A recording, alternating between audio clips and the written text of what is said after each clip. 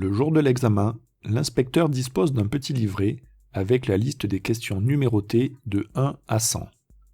Pour savoir quelles questions poser, il se basera sur les 2 derniers chiffres du totaliseur kilométrique. Par exemple ici, il posera les questions numéro 98. Vous aurez 3 questions. Une question portant sur une vérification intérieure ou extérieure, une question portant sur la sécurité routière et une question sur les premiers secours. Il existe plusieurs questions où l'on vous demandera de vérifier l'état, la propreté et le fonctionnement de certains éléments. C'est le cas par exemple des feux. Dans ce cas, vous faites le tour de tous les éléments demandés et si tout est bon, vous dites qu'ils fonctionnent, c'est-à-dire qu'ils sont allumés, qu'ils sont propres, c'est-à-dire pas sales, et en bon état, c'est-à-dire pas cassés. Dernière précision, lorsque vous voudrez allumer un feu, actionner un essuie-glace ou afficher un voyant, il se peut que celui-ci ne soit pas fonctionnel directement. Auquel cas, vous avez 2 possibilités. Soit vous mettez le contact, soit vous allumez le moteur. Allumez le ou les feux de brouillard arrière et montrez le voyant correspondant. Tout d'abord, vous allumez les feux de croisement en tournant la molette de 2 crans vers la droite, puis vous la tirez de 2 crans.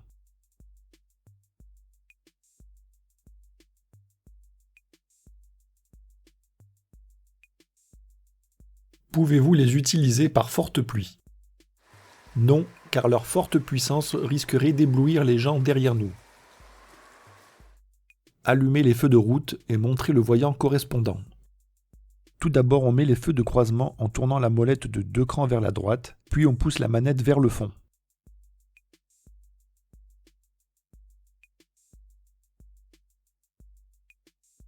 Quel est le risque de maintenir les feux de route lors d'un croisement avec d'autres usagers? On va les éblouir car les feux de route sont des feux qui portent loin et qui sont puissants. Il faut donc passer en feu de croisement. Ceci est valable aussi pour les usagers que l'on suit. De quelle couleur est le voyant qui indique au conducteur que le feu de brouillard arrière est allumé? Il est orange. Quelle est la différence entre un voyant orange et un voyant rouge? Le voyant rouge indique une anomalie de fonctionnement ou un danger. Il convient alors de s'arrêter immédiatement. Quant au voyant orange, il signale un élément important mais non dangereux. Montrez l'indicateur de niveau de carburant.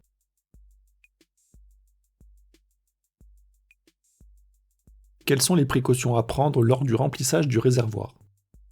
Il faut tout d'abord arrêter le moteur et veiller à ne pas faire déborder le carburant. Il est aussi interdit de fumer ou d'utiliser son téléphone portable.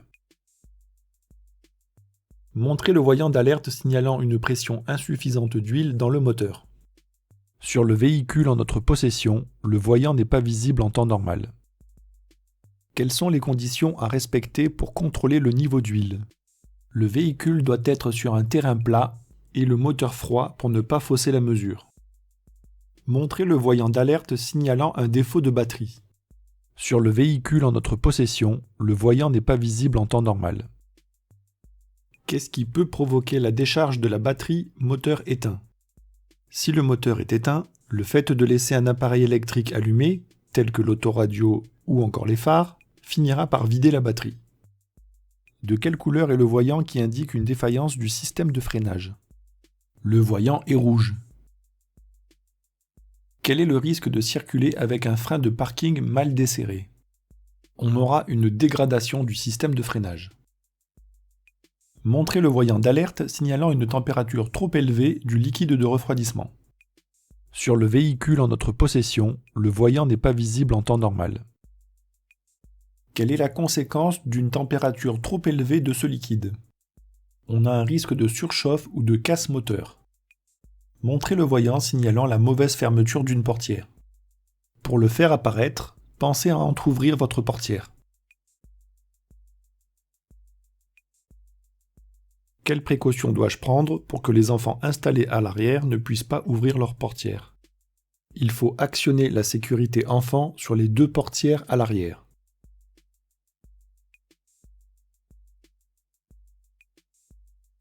Montrez le voyant signalant l'absence de bouclage de la ceinture de sécurité du conducteur. Pour le faire apparaître, pensez à détacher votre ceinture.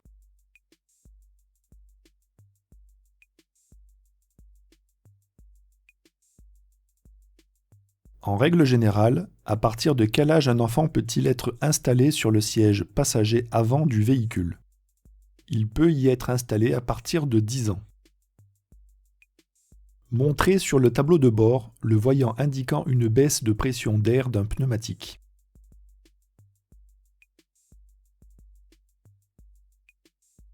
À quelle fréquence est-il préconisé de vérifier la pression d'air des pneumatiques?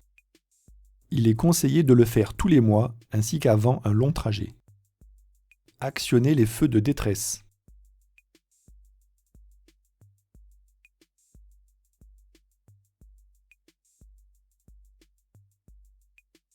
Quand les utilise-t-on? On les utilise lorsque l'on est en panne ou accidenté sur la chaussée, ou lorsqu'on est le dernier d'une file après un fort ralentissement. Faites fonctionner les essuie-glaces avant sur la position la plus rapide. La commande des essuie-glaces se trouve sur la droite du volant. Plus on la monte, plus les essuie-glaces iront vite. Pour la vitesse rapide, il faut donc la mettre tout en haut. Comment détecter leur usure en circulation? Les balais n'évacueront pas bien l'eau ou laisseront des traces. Faites fonctionner l'essuie-glace arrière du véhicule. Pour l'actionner, on pousse la manette des essuie-glaces vers le fond. Pour une bonne visibilité vers l'arrière, en plus de l'utilisation de l'essuie-glace, quelle commande pouvez-vous actionner par temps de pluie? On peut utiliser la commande de dégivrage ou de désembuage arrière. Positionnez la commande pour diriger l'air vers le pare-brise.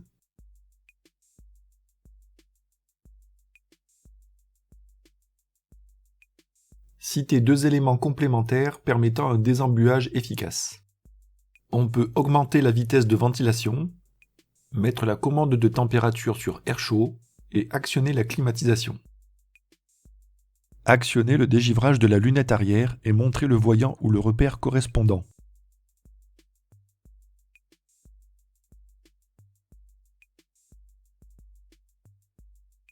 Quelle peut être la conséquence d'une panne de dégivrage de la lunette arrière? La buée ou le givre ne pourront pas être éliminés, gênant ainsi la visibilité. Montrez la commande de recyclage de l'air.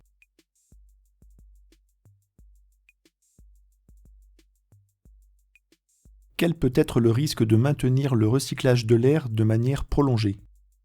On a un risque de mauvaise visibilité par l'apparition de buées sur les surfaces vitrées. Montrez la commande de réglage de hauteur des feux. Il n'y a pas ce réglage sur la voiture en notre possession. Si vous l'avez, demandez à votre moniteur. Pourquoi doit-on régler la hauteur des feux? D'une part pour ne pas éblouir les autres usagers s'ils sont réglés trop haut, et d'autre part pour ne pas avoir une mauvaise visibilité vers l'avant s'ils sont réglés trop bas. Mettez le rétroviseur intérieur en position nuit. Pour ce faire, on tire la languette située derrière le rétroviseur vers soi. Quel est l'intérêt de la position nuit? L'intérêt est de ne pas être ébloui par le véhicule qui nous suit. Montrez la commande de réglage du volant.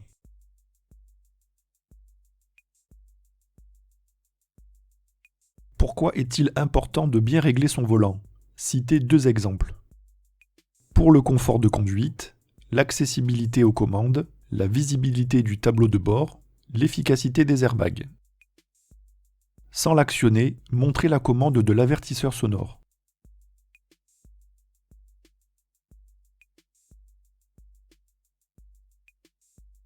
Dans quel cas peut-on utiliser l'avertisseur sonore en agglomération? Pour prévenir d'un danger immédiat. Montrez la commande permettant d'actionner le régulateur de vitesse.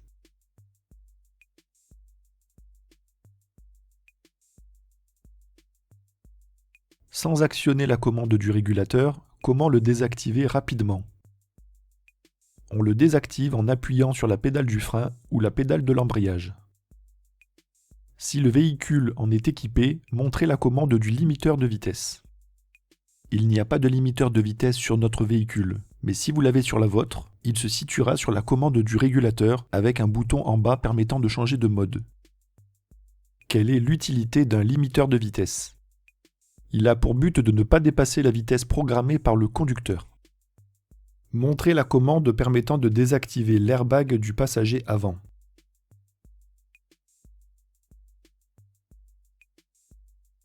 Dans quelle situation doit-on le désactiver? On doit le désactiver lors du transport d'un enfant à l'avant dans un siège auto dos à la route. Montrez comment régler la hauteur de l'appui-tête du siège conducteur. Pour le monter, on le pousse simplement vers le haut. Pour le descendre, il faut le pousser vers le bas tout en appuyant sur le bouton latéral. Quelle est son utilité? Il permet de retenir le mouvement de la tête en cas de choc et de limiter les blessures. Indiquez où se situent les attaches de type Isofix dans le véhicule.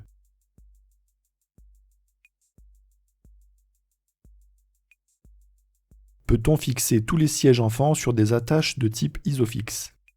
Non, uniquement ceux compatibles avec ce type d'attache. Vérifiez la présence du gilet de haute visibilité. Ce gilet doit être à portée immédiate du conducteur. On le place généralement soit dans la boîte à gants, soit dans les rangements de portières. En cas de panne ou d'accident, quel autre accessoire de sécurité est obligatoire? Il s'agit du triangle de présignalisation. Vérifiez la présence du triangle de présignalisation. En général, on le place dans le coffre. Utilise-t-on le triangle de présignalisation sur autoroute? Non, surtout pas, car il serait beaucoup trop dangereux d'aller le placer. Vérifiez la présence du certificat d'immatriculation du véhicule, appelé aussi carte grise.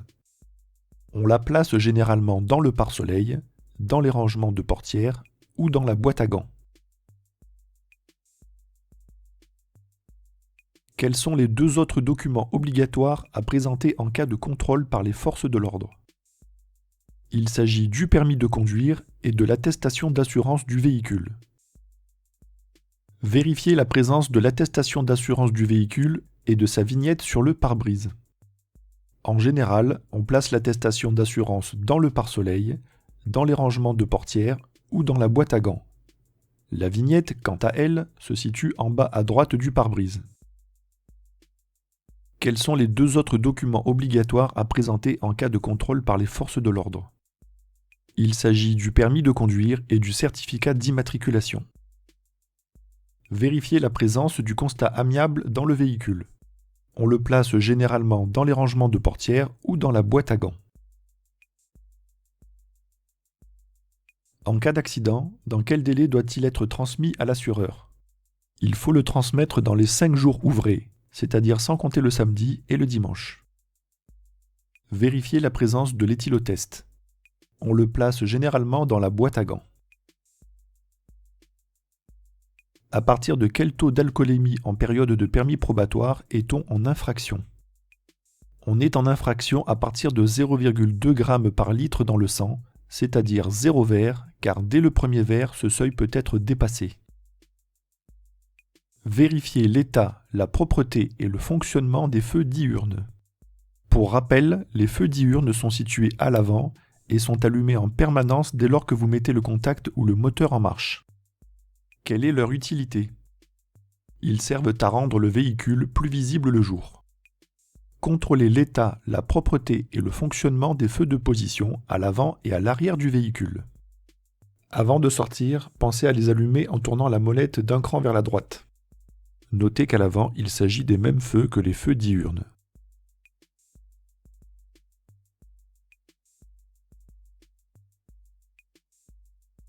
Par temps clair, à quelle distance doivent-ils être visibles? Ils doivent être visibles à 150 mètres. Contrôlez l'état, la propreté et le fonctionnement des feux de croisement. Tout d'abord, allumez-les en tournant la molette de 2 crans sur la droite.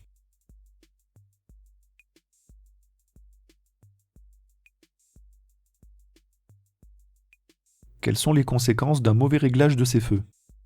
On aura une mauvaise vision vers l'avant s'ils sont réglés trop bas ou le risque d'éblouir les usagers devant nous s'ils sont réglés trop haut.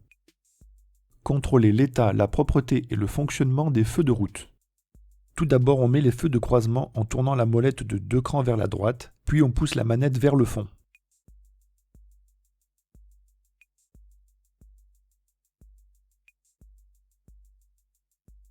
Citez un cas d'utilisation de l'appel lumineux. On peut utiliser l'appel lumineux pour avertir de son approche en cas de danger et à la place de l'avertisseur sonore. Contrôlez l'état, la propreté et le fonctionnement du ou des feux de brouillard arrière. Tout d'abord, vous allumez les feux de croisement en tournant la molette de 2 crans vers la droite, puis vous la tirez de 2 crans.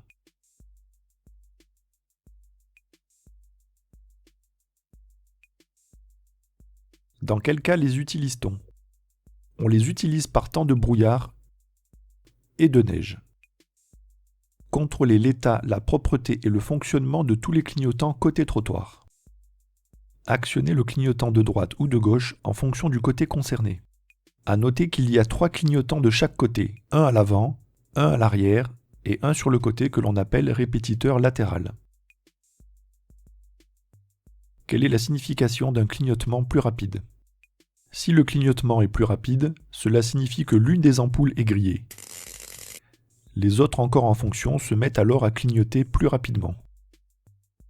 Contrôlez l'état, la propreté et le fonctionnement des feux de détresse à l'avant et à l'arrière. Avant de sortir, pensez à les allumer. Le fonctionnement des feux de détresse consiste en l'allumage simultané de tous les clignotants. Dans quel cas doit-on les utiliser?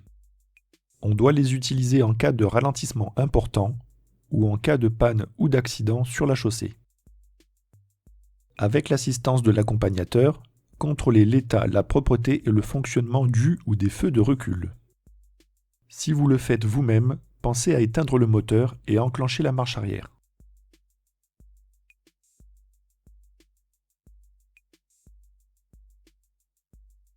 Quelles sont leurs 2 utilités?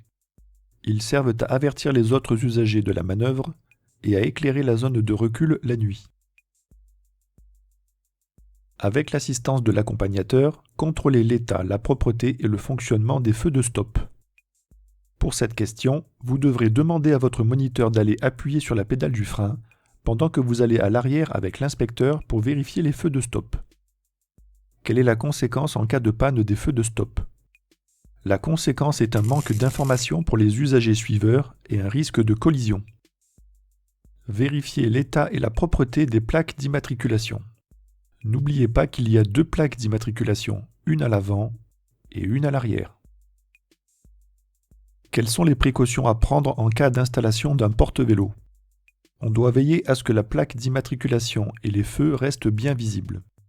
Vérifiez le fonctionnement de l'éclairage de la plaque d'immatriculation à l'arrière. Mettez en marche n'importe quel feu pour que la lumière puisse s'allumer.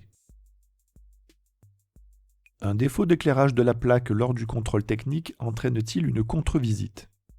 Oui, dans ce cas, la contre-visite est obligatoire. Contrôlez l'état du flanc sur l'un des pneumatiques. Le flanc, c'est le côté du pneu. On ne doit y trouver ni déchirure, ni bosse ou hernie. Citez un endroit où l'on peut trouver les pressions préconisées pour les pneumatiques. Elles sont indiquées soit dans la notice d'utilisation du véhicule, soit sur une plaque sur une portière, soit au niveau de la trappe à carburant. Pour notre véhicule, elle est située au niveau de la trappe à carburant. Sur le flanc d'un pneumatique, désignez le repère du témoin d'usure de la bande de roulement. Pour rappel, la bande de roulement est la partie en contact avec la chaussée. C'est elle qui possède les rainures.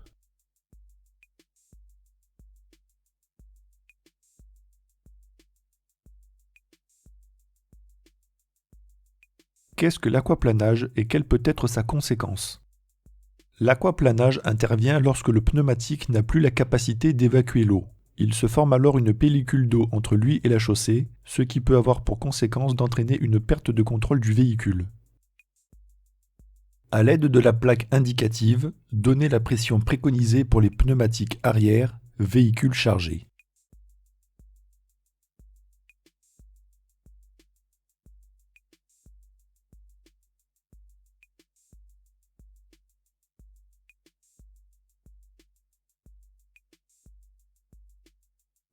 À quelle fréquence est-il préconisé de vérifier la pression des pneus? Il convient de la vérifier chaque mois pour une utilisation normale de son véhicule et avant chaque long trajet. Vérifiez l'état et la propreté des dispositifs réfléchissants. Rappelons que les dispositifs réfléchissants ne sont pas des feux. Ils réfléchissent simplement la lumière lorsqu'un véhicule passe à proximité avec les phares allumés. On ne les trouve qu'à l'arrière du véhicule. Quelle est l'utilité des dispositifs réfléchissants? Ils servent à rendre visible le véhicule la nuit. Contrôler l'état de tous les balais d'essuie-glace du véhicule. Pour ce faire, on les soulève un à un et on vérifie l'état du caoutchouc pour voir s'il est bien souple ou qu'il n'est pas craquelé ou déchiré. Quel est le risque de circuler avec les balais d'essuie-glace défectueux? On aura une mauvaise visibilité en cas d'intempérie. Montrez où se situent les gicleurs de lave-glace avant.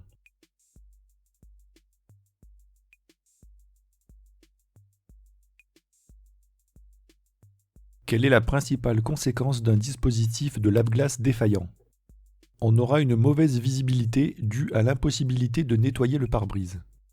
Ouvrez la trappe à carburant et ou vérifiez la bonne fermeture du bouchon.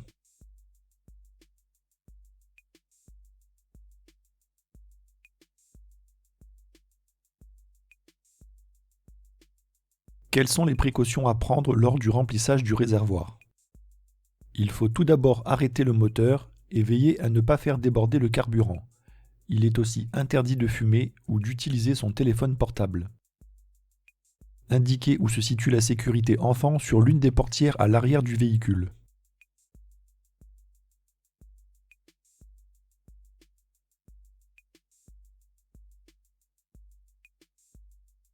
Si la sécurité enfant est enclenchée, est-il possible d'ouvrir la portière arrière depuis l'extérieur?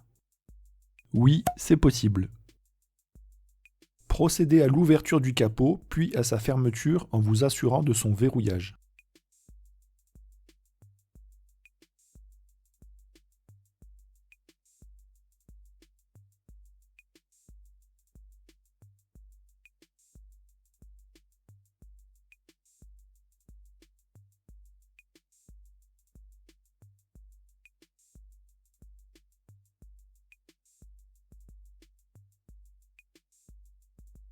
Pour un capot s'ouvrant depuis l'avant du véhicule, quelle est l'utilité du dispositif de sécurité?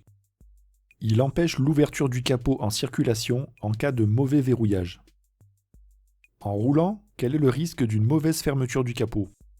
On a le risque que le capot s'ouvre, pouvant entraîner un accident. Montrez l'orifice de remplissage du produit lave-glace.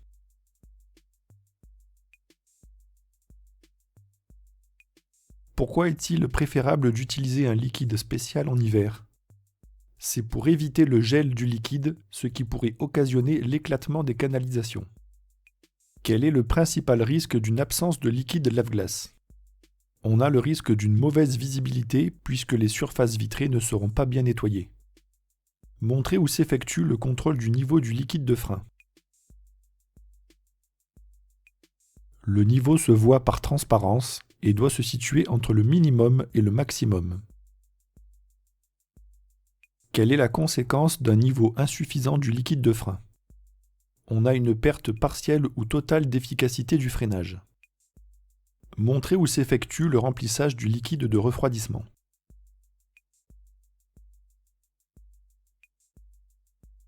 Quel est le danger si l'on complète le niveau du liquide lorsque le moteur est chaud? On a un risque de projection et de brûlure car avec la montée en température, le liquide est sous pression. Montrez où s'effectue le remplissage de l'huile moteur.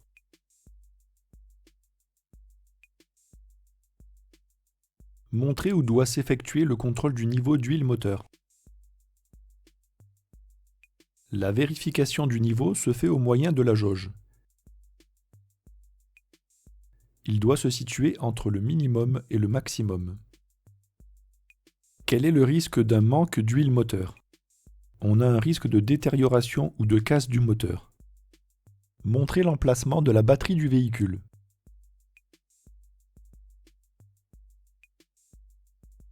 Quelle est la solution en cas de panne de batterie pour démarrer le véhicule sans le déplacer?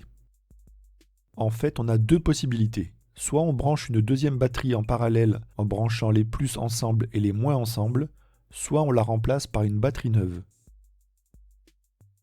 Montrez où s'effectue le changement d'une ampoule à l'avant du véhicule. L'accès aux ampoules se fait par l'arrière du bloc optique. Quelles sont les conséquences en cas de panne d'un feu de croisement? On va avoir une mauvaise visibilité et le risque d'être confondu avec un deux roues. Ouvrez et refermez le coffre, puis vérifiez sa bonne fermeture.